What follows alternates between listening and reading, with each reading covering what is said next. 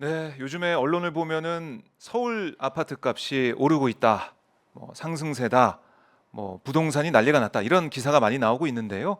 이럴 때일수록 너무 조급해하지 말아야 된다 이런 얘기 오마이TV에서 계속 드리고 있습니다.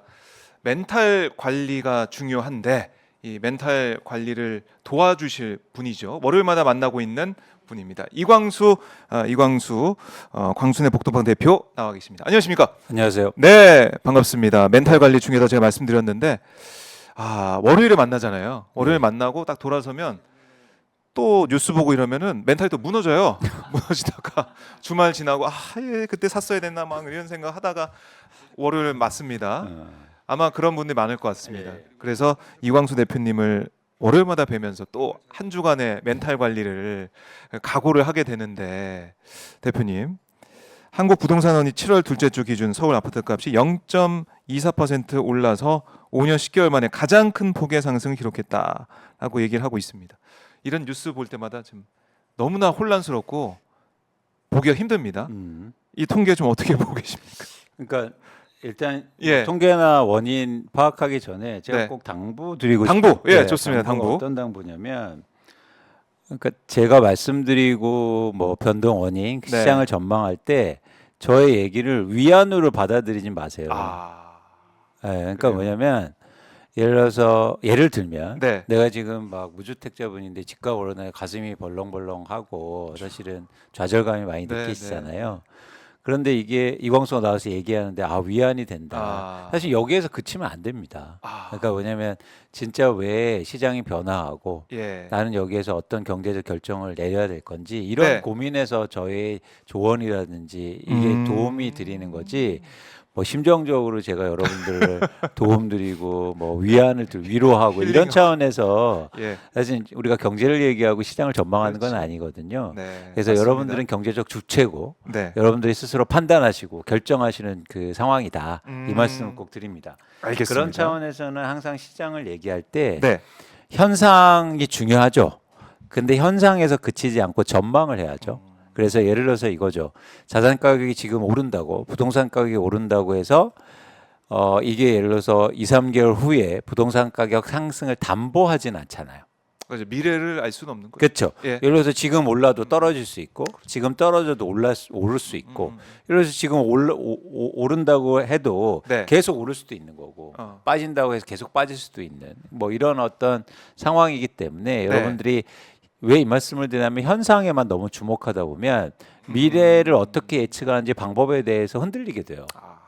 네. 그렇네요. 그래서 그런 차원에서는 이 현상에 너무 주목한다. 그러니까 그런 그 입장에서는 이렇게 한국에서 매주 네, 서울의 아파트 가격을 발표하는 게 전 문제가 되게 크다고 생각해요.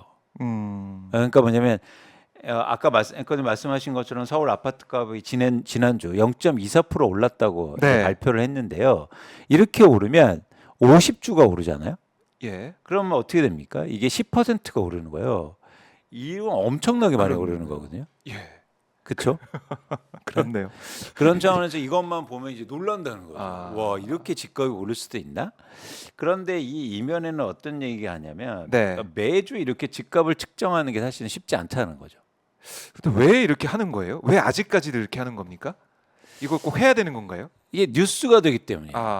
그러니까 예를 들어서 어떤 그 공공기관이잖아요. 한국부동산원이 쉽게 말해서 우리 세금으로 운영되는 네. 것입니다. 그런데 연구기관이고 이런 기관이기 때문에 물론 다른 중요한 일도 하지만 계속 언론에 희좌되고 얘기되고 언급되는 게 사실 중요하겠죠. 일하는 입장에서나 기관 입장에서나. 근데 매주 이렇게 주간 지표를 발표하는 게 굉장히 이슈화가 된단 말이죠. 그리고 모든 언론들이 다 쓰거든요.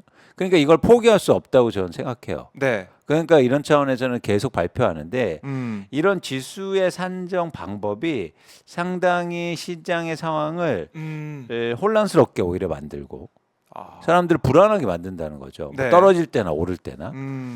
예를 들어서 우리가 부동산을요. 아파트를 사면 7년 이상 보유하고 있어야 됩니다. 근데 주간 아파트 동향이 그렇게 중요한가요? 그렇죠. 아니, 주식은 매주 시세가 그러니까 매일 시세, 매 시간 시세가 중요하죠. 왜냐하면 그때 거래하다마다 팔기도 네. 하고 사기도 하고 하니까.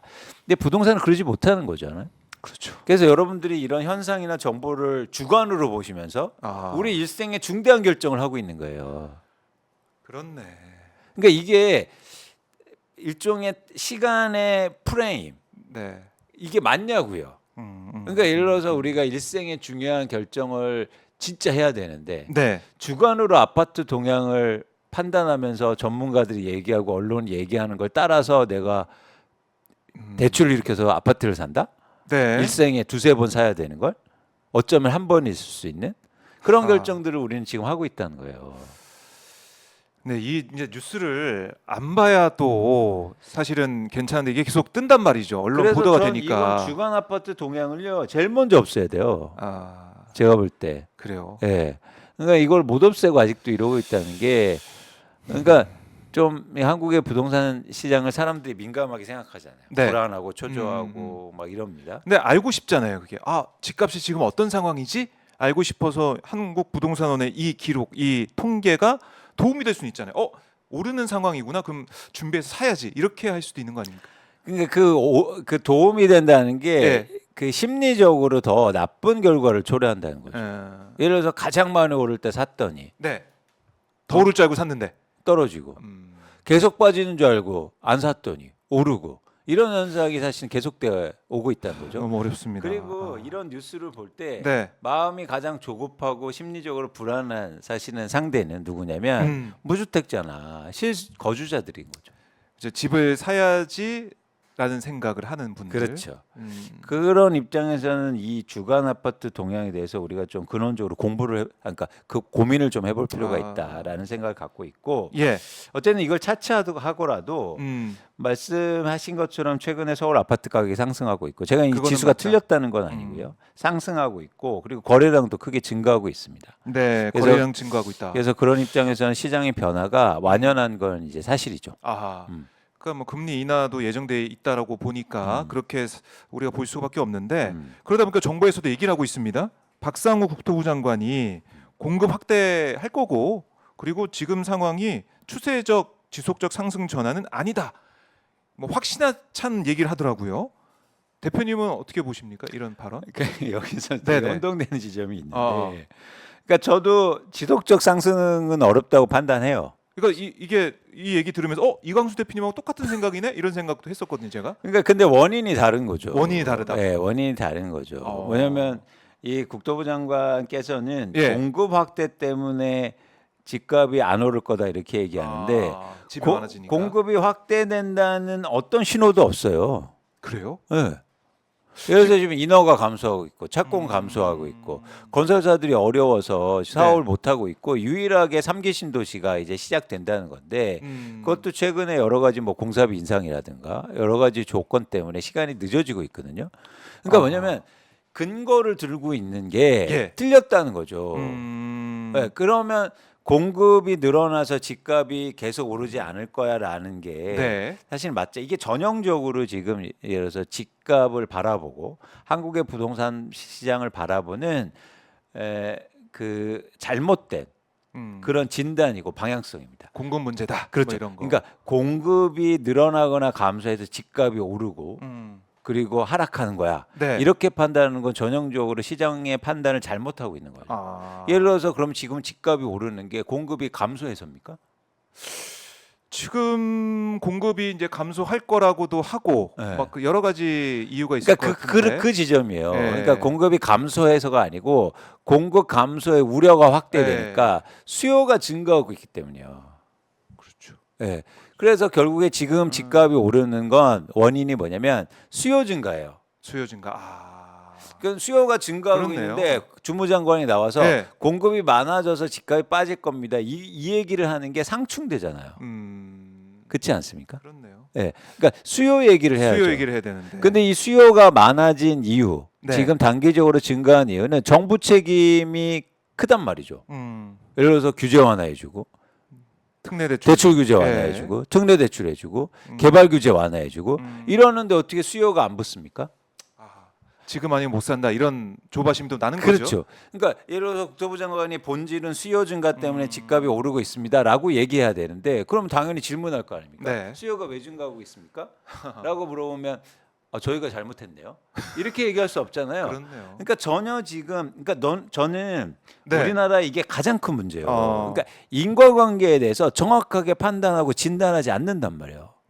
그러니까 정책이 잘못되게 설계되는 거죠. 그 얘기를 수요 얘기를 해야 되는데 네. 그러니까 이게 참 이중적인 건데 어떻게 보면은 대출, 특례 대출 이런 걸 통해 가지고 집을 좀 젊은 부부나 아이 있는 사람들이 집을 좀 살 수 있는 그런 조건을 만들어 주는 거. 어떻게 보면 그 자체가 집값을 좀 방어하는 듯한 그런 느낌이 드는 그렇죠. 정책 아닙니까? 그렇습니다. 근데 그러니까 그렇게 정책 대출 늘어나는 거. 수요를 이렇게 편하게 해주면서 네. 또 공급 얘기하면서 이거 상승 아니다 그러고 네. 이게 앞뒤가 안 맞는 것 같아요. 그렇죠. 그 지점에 대해서 저희가 문제 지적을 해야 된다는 거죠. 예를 들어서 그러니까 많은 분들이 요즘 이제 국토부 장관이 이런 말해서 저랑 의견이 같다. 아닙니다. 이범수 대표 알고 봤더니 정부와 의견이 같더라. 그러니까 이게 말이 안 되는 거거든요. 예. 그러니까 원인 진단을 정확하게 하고 결론을 얘기해야 되는데 그 지점에서 하니까 정책이 잘못 설계되는 거죠. 그렇네. 네, 그래서 좀 이 안타까운 부분들. 측면이 있는 거고요. 네. 이렇게 판단하면 공급이 확대될 수 없는 여건인데 심지어 네. 지금요 정부가 공급하는 공공주택 물량도 줄고 있어요. 그래요? 연평균 예를 들어서 8만에서 10만 가구 정도 분양하다가 최근에 3만 가구, 5만 가구 밑으로 떨어졌거든요. 그러니까 정부 자체도 공급을 줄이고 있단 말이죠. 근데 박상호 장관이 계속 어떤 말을 하냐면 주택 공급이 집값을 결정하는 가장 중요한 요소다. 그러면서 공급을 늘려야 된다. 이런 얘기를 하면서 어떤 걸 하냐면 네. 공급은 결국 민간이 늘려야 된다. 그렇죠? 그래서 민간이 어떻게 늘리냐? 재건축 재개발 규제 완화해주고 또 그렇게 연결이 되는군요. 그리고 부동산 PF 지원해줘야 건설사들이 안 망하고 공급을 늘리지 않느냐. 힘든 건설사 살려줘야 된다. 그렇죠. 근데 이 점에서 꼭 여러분들이 아셔야 될 게 뭐냐면 잘 이 구조를 한번 보세요. 최근에 이 금융시장과 주택시장 구조를 보시면 네. 잘 보세요. 어쨌든 금융기관과 건설사가 시행사가 합심해서 네. 엄청나게 빚을 많이 일으켜서 땅을 비싸게 사놨어요. 그게 뭐 200조 원이 넘는다는 거 아닙니까? 그런데 그게 예를 들어서 너무 땅을 비싸게 사니까 분양이 안 돼요. 그래서 부동산 PF 문제가 생겼잖아요. 그렇죠. 그래서 이 문제를 구조조정한다는 게 아주 유려하게 말하는 게 뭐냐면 부동산 PF 연착륙이에요. 근데 그 연착륙의 방향성을 보세요. 어떻게 연착륙해야 됩니까? 그러니까 뭐냐면 연착륙의 방향성은 두 가지거든요. 하나는 네. 구조조정하거나 하나는 이 빚을 누군가 떠안아야 돼요. 그렇죠. 그렇죠? 예. 그거를 지금 정부나 금융이나 은행은 가계로 보고 있는 거예요. 그러니까 두 가지 방향성이에요. 다 팔아야 되니까 그렇죠? 그렇죠. 집이 잘 팔려. 하나는 뭐냐면 가계가 이렇게 빚을 일으켜서 집을 사면 예. 부동산 경기가 회복된다. 그러면 다시 팔릴 거다. 이런 이제 기대를 하고 있는 거고요. 두 번째는 네. 은행이나 금융권이 돈을 벌면 구조조정이 되잖아요. 충당금이 예를 들어서 상계되면서 네. 이익과. 근데 돈을 어디서 봅니까? 우리 가게. 가계 대출을 네. 증가시켜서 거기서 이자 받아서 해결하겠다는 거예요. 돈놀이에서. 최근에 가계부채가 월별로 해서 주택담보대출이 거의 5조 원에서 6조 원씩 증가하고 있거든요. 이게 너무 늘어나더라고요. 그래서 2분기에 은행의 이자 수익이요 네. 급증할 겁니다. 은행은요 주택담보대출이 가장 비용이 안 들고 안정적으로 안전하죠. 돈을 벌 수 있는 구조예요. 예. 앉아서 영업하잖아요. 그렇죠. 가만히 있으면 그리고 이자 꼬박꼬박 주고. 심지어 주택담보대출 받으러 오면요 이상하게 쫄려요. 맞아. 혹시나 못 받을까 하니까 예. 이러면서 조마조마. 물건을 팔고 있다고요. 이렇게 쉽게 물건을 파는 아. 기업 보셨습니까? 그렇죠. 원래는 손님은 왕인데 그렇죠.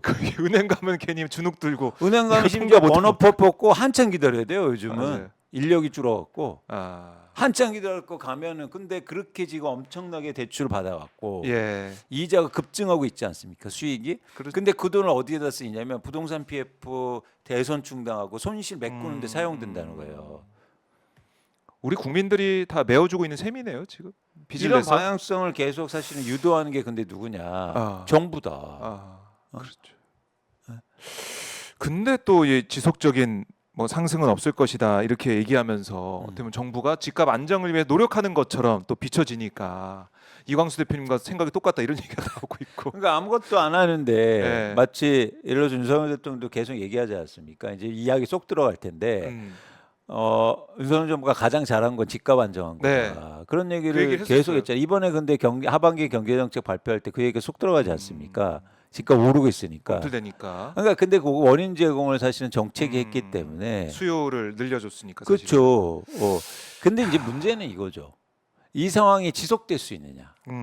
그걸 봐야 된다는 거죠. 그렇죠. 매주 올라가는 그거는 보지 말고. 그렇죠. 그러니까 예를 들어서 저희가 정책 비난도 하고 막 왜 이렇게 올려서 할 수 있는데 중요한 건 사실은 시장에서는 전망이니까. 전망이니까. 예. 근데 이제 그 지점에서 중요한 건 지금의 상황을 면밀하게 볼 필요가 있어요. 네. 우리가 보는 예측해야 되는 미래는 이미 일어나고 있습니다. 그래서 우리 이 부분을 간과하면 안 돼요. 그러니까 왜냐하면 우리가 미래를 예측할 때 가장 실수하는 게 뭐냐면 현재하고는 달라질 거야. 이런 기대를 하게 돼요. 그러니까 미래 예측이 잘 안 돼요. 그래서 그렇죠. 주식 투자를 잘 못 하시는 겁니다. 대표님은 잘하실 것 같아요. 이게 미래를 잘 또 예측하시. 그러니까 제가 하는 일이 그거잖아요. 네, 맞아요. 그러니까 미래를 전망하고 예측하는 거. 그러니까 전부 다 맞는다는 얘기는 아니고 네. 그 가장 좋은 방법은 현재를 면밀하게 살펴보는 게 중요하거든요. 그래서 지금 한국의 대한민국의 부동산 시장이 왜 가격이 상승하고 있고 왜 거래량이 증가하는지 그 원인 파악을 해야 된다는 거죠. 근데 그 원인은 정확하게 지금 지표로 보여주고 있어요. 네. 다시 얘기드리지만 가계부채가 증가해서 그게 일어나는. 고스란히 집값 상승은 이어지고 있다. 그렇죠. 특히 서울에. 그렇죠. 매달 지금 6조 원의 가계 대출이 이루어졌는데 6조 원이면 10억의 아파트를요. LTV 12억 원의 아파트를 LTV 50%로 해서 10,000채 이상을 살 수 있는 구매잖아요. 그렇죠? 엄청난 유동 자금이 지금 시장에 들어오고 있다는 거죠. 그러면 제 말씀은 뭐냐면 이게 지속 가능하려면 계속 계속 대출 빚이 내서. 증가해야 돼요. 예. 심지어 가격이 오르려면 그렇죠. 이거보다 가격이 대출이 더 증가해야 돼요. 그죠? 대출이 더 증가해야 예, 계속 이래야 오르려면. 되는데 네. 그게 불가능하지 않습니까? 예. 그런 차원에서 이 상황이 지속될 수 없다는 걸 제가 말씀드린 거예요. 너무나 명확하게. 명확하다. 예. 그래서 우리가 지금 왜 예. 집값이 오르는 거에 대해서 고민하셔야 된다. 음. 미래는 현재에 있다. 네. 그런데 이런 게 지속 가능성이 떨어진다는 얘기를 제가 드리고 싶은 겁니다. 그런데 마치 지금의 가격만 보면 이제 계속 오를 것 계속 같아. 오를 것 같아. 예. 근데 그 참 원인 이상해요, 파악을 해야죠. 심리가. 예. 원인 파악을. 원인 네. 파악. 네. 원인이 대출로 밀어올린 아파트 값인데 그 대출이 계속해서 그렇게 증가하면서 갈 수가 있겠느냐 이 부분. 근데 있을 수 있죠. 예를 들어서 이제 제가 뭐 전에도 얘기했지만 예. 예를 들면 지금 신생아 대출이 있어요. 예. 그러면 이거 계속 올리려면 어떻게 됩니까? 미래 세대가 부채를 땡겨서 사주면 되거든요. 뭔가 또 만들어야겠네요. 그러면 이제 대학생 졸업 대출. 그 다음에 이제는 또 더 밀어올리기 위해서 대학생 입학하면 이제 네. 주택담보 대출해주고 이러면 계속 버틸 수 아하. 있죠. 근데 그러기엔 한계가 있지 않습니까? 물리적으로나 우리나라 금융 상황을 볼 때 그런 상황 속에서는 이 지금의 부동산 시장이 지속되기에는 한계가 있다라고 저는 판단하고 있는 겁니다. 네. 예.